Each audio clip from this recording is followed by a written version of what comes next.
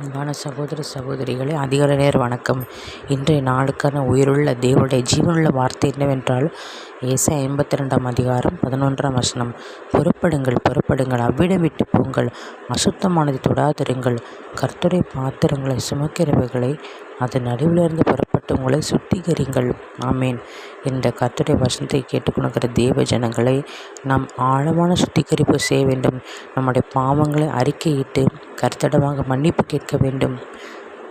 பாவத்தை மறைக்கணும் வாழ்வடைய மாட்டான், அதை அறிக்கை செய்து விட்டுவிட இறக்கம் பெறுவான் என்று வேதம் சொல்கிறது.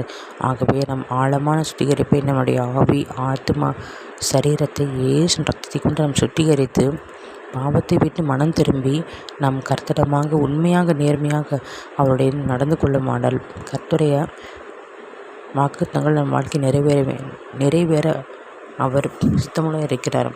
உங்களுக்காக ஜெபிக்கிறேன். கர்த்தாவே, ஸ்தோத்திரம் கர்த்தாவே.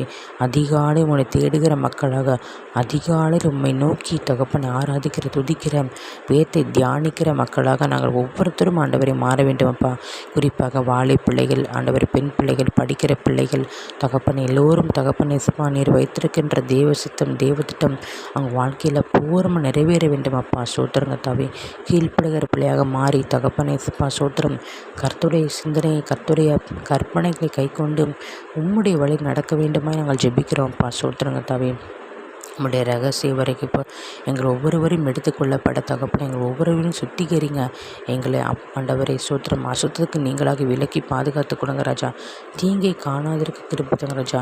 தீங்கு எங்களை அணுகாத படிக்கையும் நீர் நம்முடைய தூதரை கொண்டு எங்களை பாதுகாத்து கொள்ளுங்கப்பா. ஸ்தோத்திரங்க தாவே. எங்கள் ஒவ்வொருவரையும் தகுதிப்படுத்துங்க தகப்பனே. ஸ்தோத்திரங்க தாவே. ஆண்டவரை கிருபையால் நாங்கள் ரட்சிக்கப்பட்டோம் தகப்பனே. ஆண்டவருடைய ரட்சிப்பின் பாதத்தை சுமந்து கொண்டு தகப்பனை அநேக மக்களை ரட்சிப்புகளை வழிநடத்த எங்களுக்கு ஆண்டவரை ஆத்தும் பண்ணுற ஞானத்தை கொடுங்க ராஜா. ஸ்தோத்திரங்க தாவே. துதி கனம் மகிமையெல்லாம் இயேசு கிறிஸ்துவுக்கே செலுத்துகிறேன். மீட்பர் இரட்சகருமாகிற இயேசு கிறிஸ்து இன்ப நாமத்தில் ஜெபிக்கிறேன் என் ஜீவனுள்ள தகப்பனே. ஆமேன்.